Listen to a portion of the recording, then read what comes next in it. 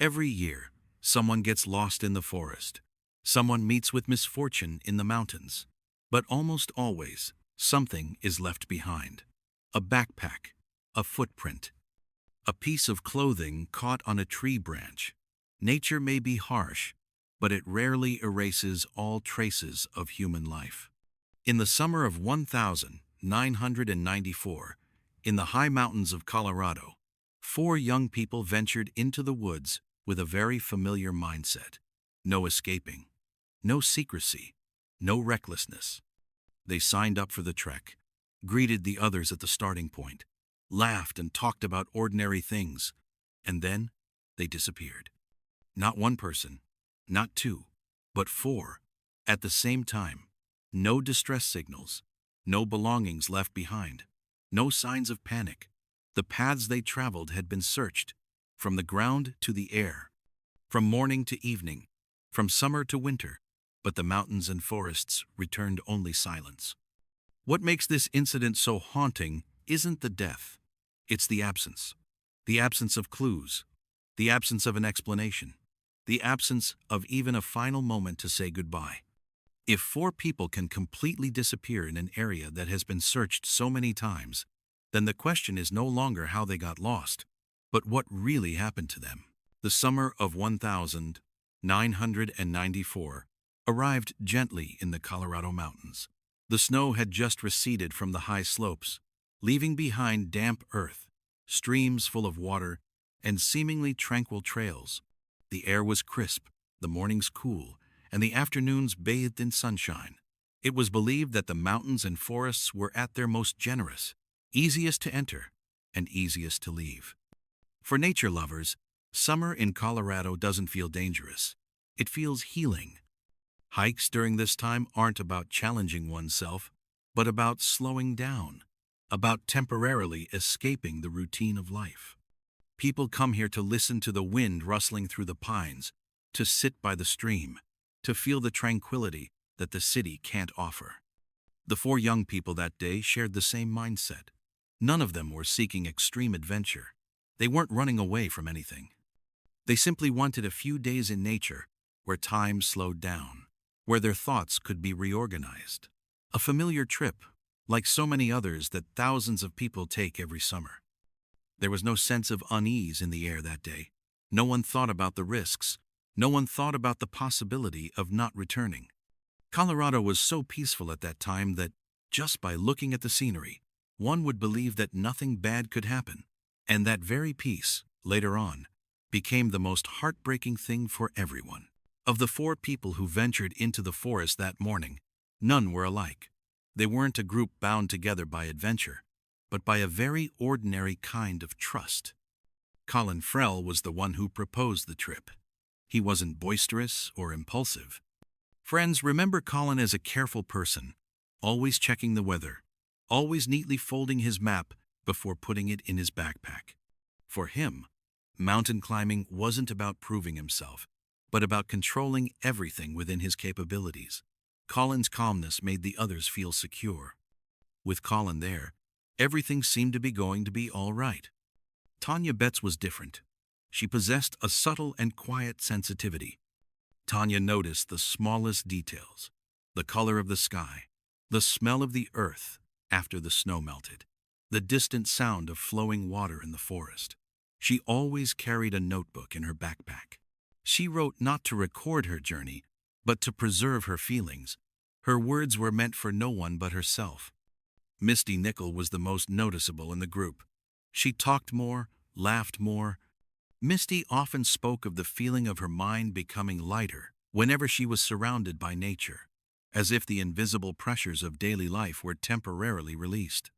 For Misty, this trip was a breathing space, a place where she believed she could be quiet without feeling alone. Kay Greek was the most hesitant when the trip was mentioned. She was practical, cautious, and always considered the potential dangers of being far from populated areas. But in the end, she went. Not because she was reckless, but because she trusted those around her. For Kay, trust was sometimes stronger than worry. They weren't extraordinary people in the way the world usually portrays them, But that's precisely what makes this story so heartbreaking. Four ordinary people, with familiar personalities, walked into the forest like everyone else. None of them knew that just hours later they would become names mentioned in a question that would never be answered. That morning started very early. The sun was low, filtering through the trees and illuminating the gravel parking lot at the starting point. Trailhead appeared simple and familiar. An old wooden sign, a rusty information box, a few cars belonging to hikers of the day. There was no particular feeling.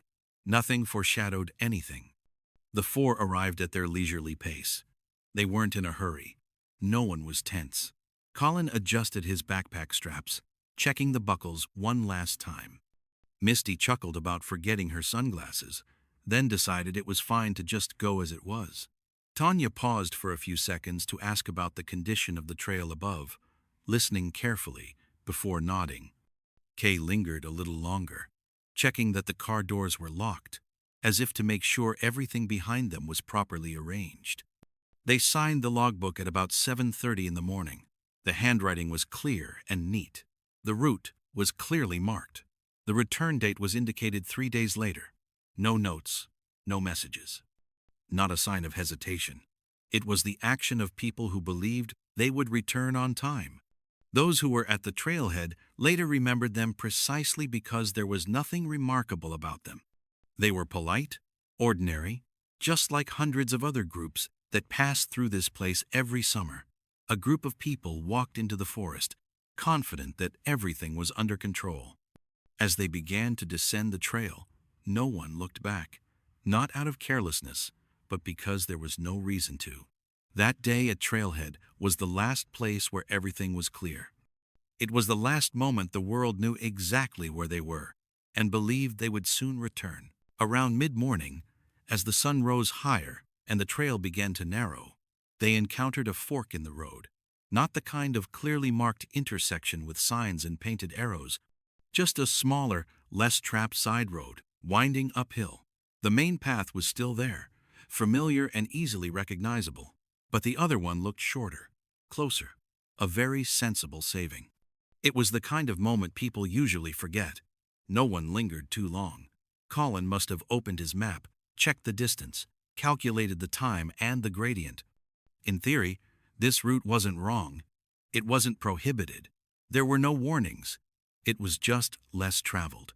Tanya might have questioned the lack of signs, but her voice didn't betray worry, just habitual caution. Misty was the most accepting. For her, as long as the group stayed together, everything was fine. Kay wasn't adventurous, but once the decision was a collective one, she rarely objected. There was no argument, no tension, no dramatic moments like in the movies, just a very normal consensus, a slight turn, almost unremarkable in anyone's memory at the time. But it is precisely this normalcy that is frightening, because later, all that remains to cling to is this moment. No one saw them turn, no cameras, no witnesses. That unmarked turn becomes the last point where everything still makes sense. After that, all certainty begins to fade, little by little, until it disappears completely. The first day passed peacefully. Elsewhere, life went on as usual. The family went to work, went to the market, prepared dinner, all while harboring the familiar thought that the other four were pitching their tent somewhere in the woods, perhaps cooking, laughing, or sitting quietly listening to the wind rustling through the trees. No one expected a call. In that mountainous region, losing signal was commonplace. Silence didn't mean danger. As night fell over Colorado, the temperature dropped as usual. To the experienced travelers, it was just a cool night. Nothing frightening, nothing unusual. No one woke up in the middle of the night with a bad feeling. No one looked at their watch and felt uneasy. The silence then carried a sense of peace, as it had on hundreds of previous journeys. The next morning, as the sun rose, the silence continued, and it wasn't yet alarming. They had chosen a long route. They might be moving slower than expected. They might be resting in a grassy area or finding a detour through difficult terrain. All assumptions were reasonable. All possibilities were harmless. No one knew that this very first day, a day when no one was worried, would be the last day that silence would be considered normal. After that, each passing hour would become heavier, until no one could consider it merely a delayed journey anymore. By the third day, the silence began to change meaning, not by a clear sign, but by a very vague feeling. Something no longer fit together, as before. The morning dragged on. The afternoon slowed down. Then someone suddenly remembered the car. It was still there, parked in the same spot, on the familiar gravel of the trailhead. No ticket, no sign of anyone returning to check. The layer of dust on the windshield remained intact. The family started calling each other. Small, hesitant questions arose, as if afraid of making things worse. Had anyone heard anything? Had anyone been in contact? But there were still words of reassurance. Maybe they'd extended their journey. Maybe they'd gotten lost and found another way. That wasn't uncommon in the mountains. As evening fell, the anxiety grew hour by hour. The silence was no longer pleasant. It became thick, like an unnamed void. When night fell again and the car remained stationary, the feeling of unease began to override reason. At that moment, no one had yet considered the worst-case scenario, but everyone understood that from the moment the car stopped moving, this story was no longer just about a delayed journey. The silence had entered a new phase, a phase no one wanted to face. The search began in a very familiar way, calm, orderly, no panic. For rescuers, cases of hikers overstaying their time are not uncommon. Most have a simple solution: off route. Miscalculated timing. Stay an extra night. The mountains and forests often test patience before testing lives. The rangers checked the logbook. The names of 4 people were clearly visible. The same route, the same expected return date.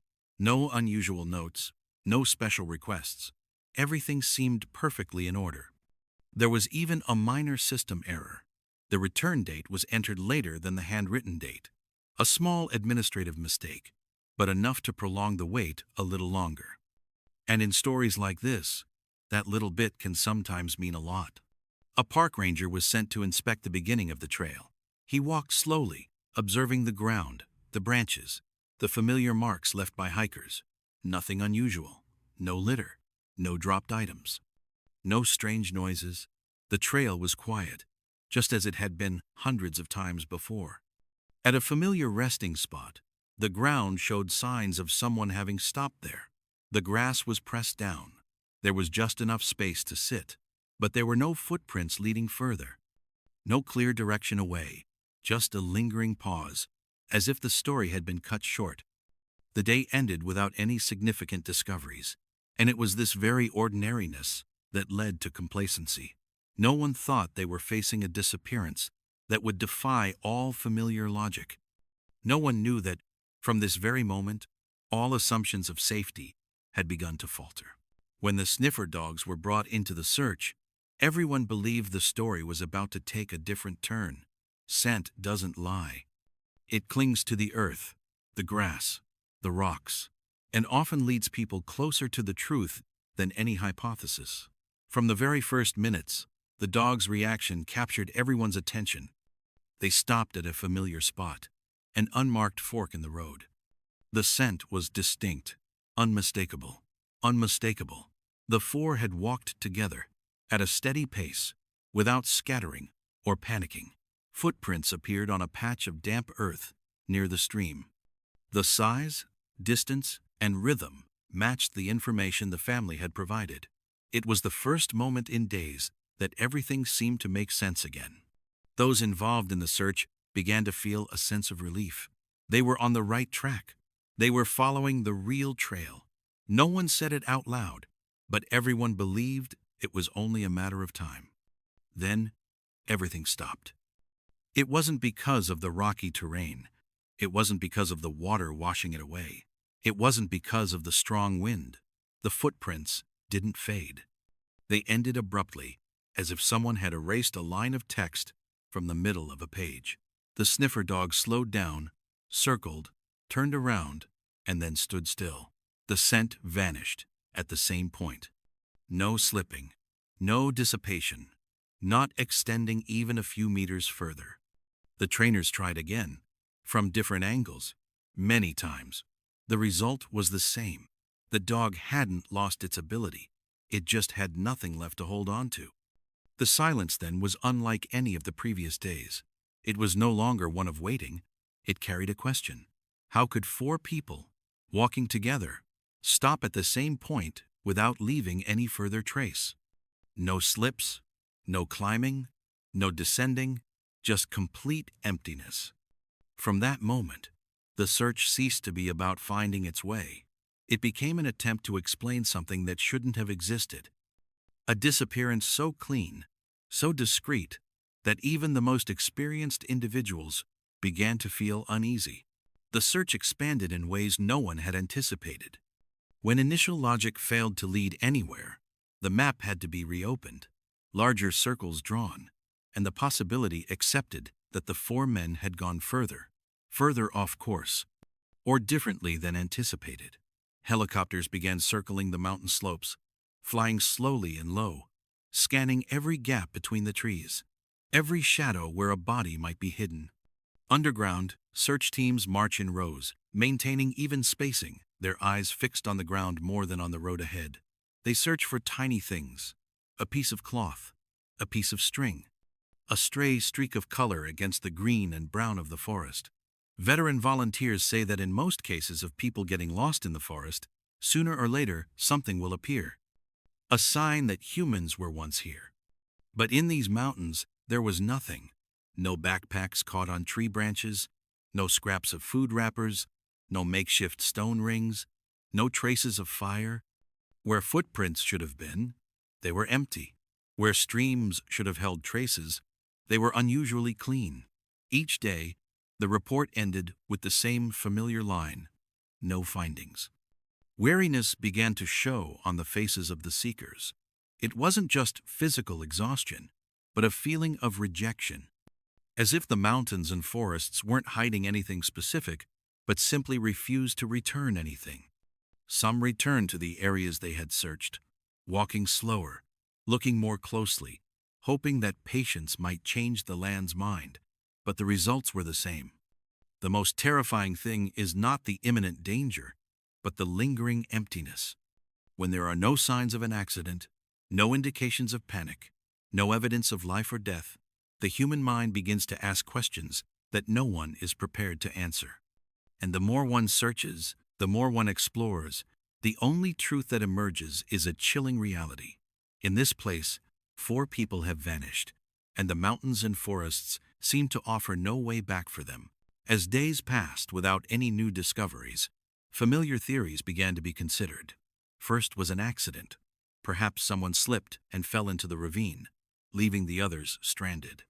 But the terrain around the point of disappearance showed no signs of landslides, no displaced rocks, no skid marks or drag marks. This time, the mountains and forests offered no visible damage. Next came the question of wildlife. But experienced people know that wild animals always leave traces. Teeth marks, claw marks, blood stains, drag marks. There was nothing here. Not a single sign of chaos or violence.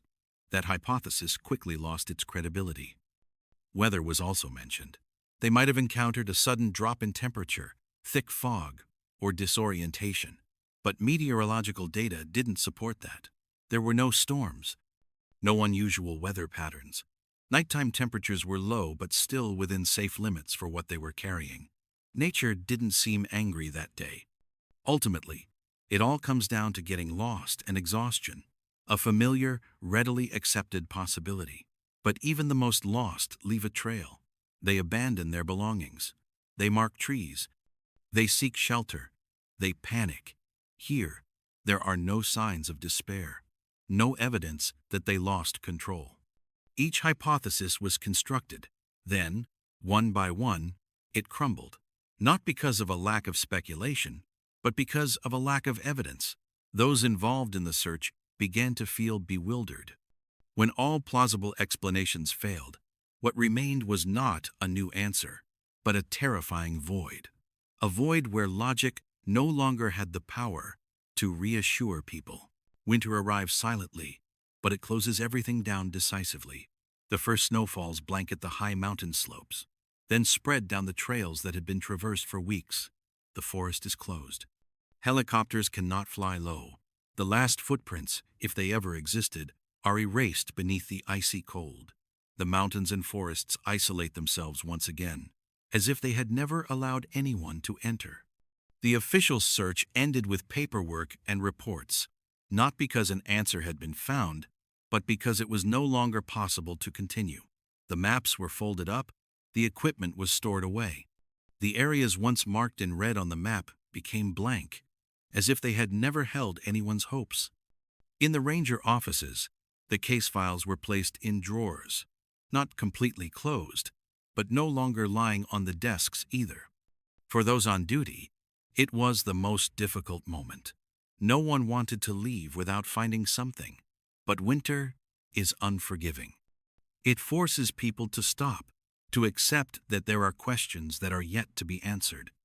Some rangers still vividly remember the feeling of driving away from that area for the last time, looking at the snow-covered trees and knowing that they were leaving behind an unfinished story.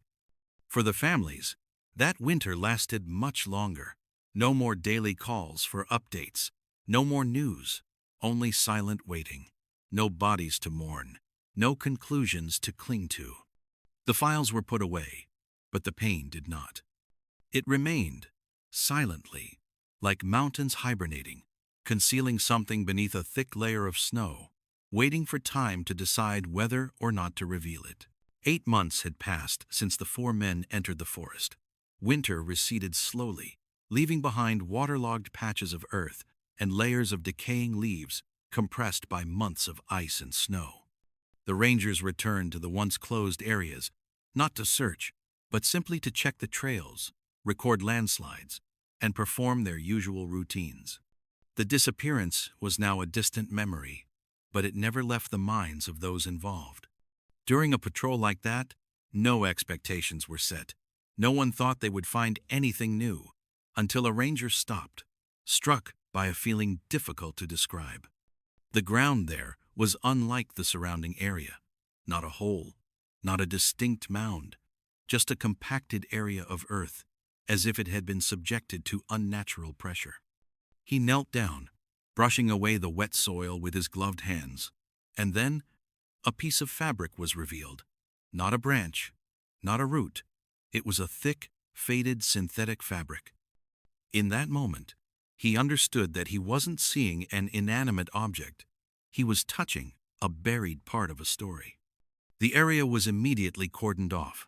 Others arrived with slower than usual steps, as if everyone was afraid of making a mistake. As more earth was cleared, the shape became clearer. It was a tent.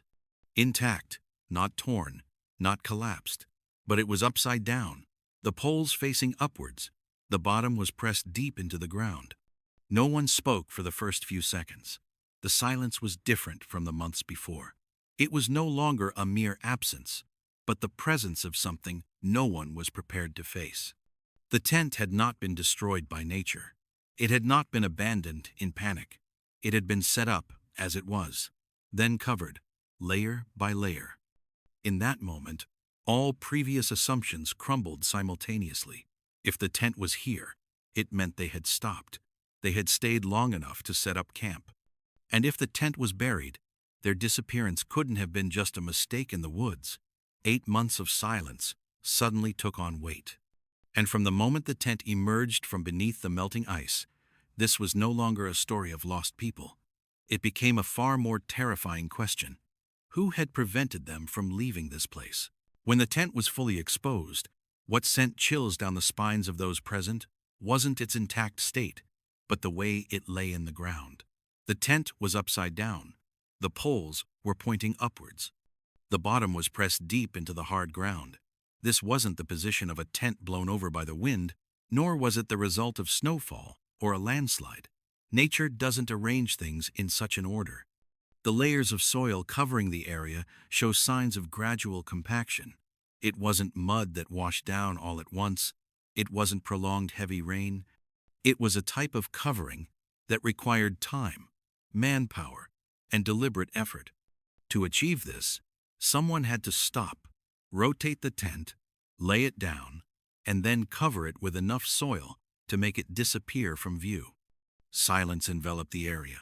No one was in a hurry to voice their thoughts, but everyone understood that, from this moment on, nature was no longer a sufficient explanation. If the weather were the culprit, the tent would be torn.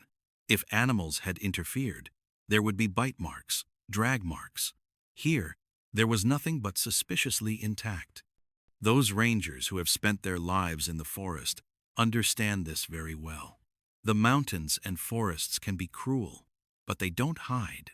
They don't conspire. They don't conceal things in this way. The upside-down tent was more than just a physical discovery. It was a boundary, a clear dividing line between accident and intervention, between disappearance and prevention. From here, the question was no longer about how they endured the weather. Rather, it was about where the four people were when this tent was laid down, and who decided that their only shelter needed to disappear. When the tent was opened, what stunned everyone wasn't what they saw, but how everything was still. There was no chaos inside, no signs of struggle, no tears, no scraped mud. Everything was present in a cold, orderly fashion, as if time had stopped midway. Shoes were still inside the tent, not all of them, but enough to raise questions. People wouldn't leave camp in the freezing mountains without their shoes unless they believed they would return quickly or were forced to leave with no other choice. The food was untouched, unopened, unused. A flashlight sat near the door, as if it had been left there for the evening. There were no signs of panic. Nothing was thrown around. Notebooks and small personal belongings lay neatly arranged, showing no signs of a frantic escape. This made the atmosphere in the tent heavy. Because this order didn't signify safety, it signified control. If they had left the tent in fear, things would have been different. If they had met with an accident, the tent would have recounted it with rough marks. But here, the tent was like a room that had been deliberately left empty, as if someone had ensured that everything remained in its proper place. The witnesses didn't need to voice their thoughts. Everyone felt the same thing. The horror lay not in what was destroyed, but in what remained intact. Inside that tent, there were no clear answers. Only a silent message.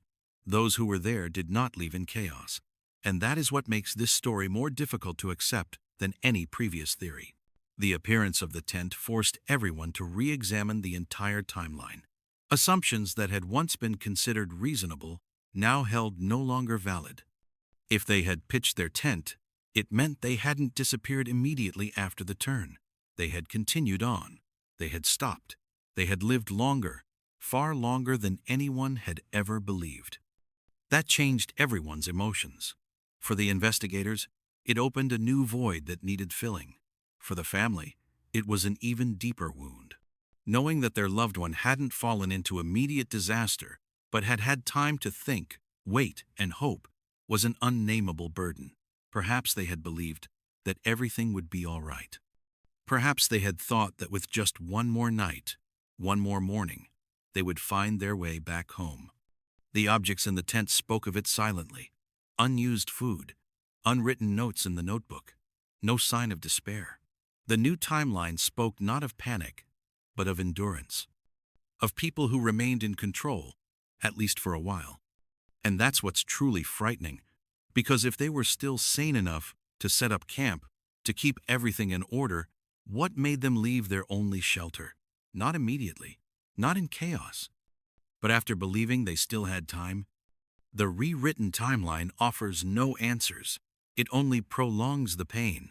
It forces people to confront a thought no one wants to acknowledge, that those four people didn't die the moment they disappeared. They were there, they waited, and they vanished, after a silence far longer than the world ever imagined. From the moment the tent was brought to light, a truth began to emerge.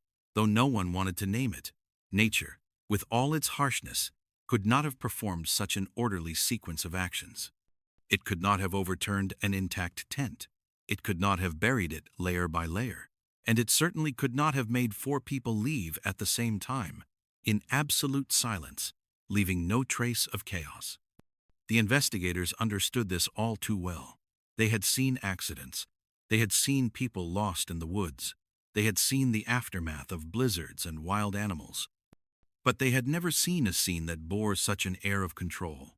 There was no overt violence, no apparent resistance, only the indication that someone had been there long enough, calm enough, and proactive enough to decide what was left behind and what was to be removed. That truth wasn't stated in official announcements.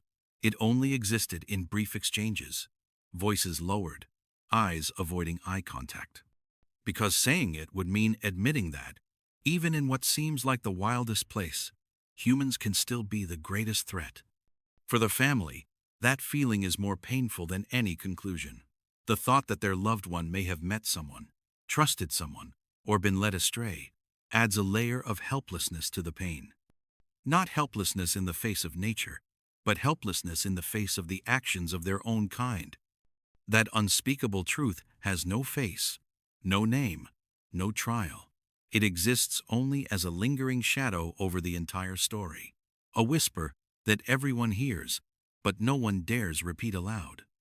That the four people did not disappear alone, and that what happened to them was not entirely the work of the mountains and forests. The story of the four young people doesn't end with a clear conclusion. There's no date or time of death, no final crime scene, no explanation that can resolve all the questions. All that remains is an upside-down tent, a few silent objects, and a void that time cannot fill. Mountains are often portrayed as a neutral force, beautiful, majestic, cold but fair.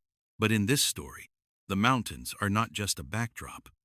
They are the place that concealed, held back, and allowed things to pass long enough for the truth to fade.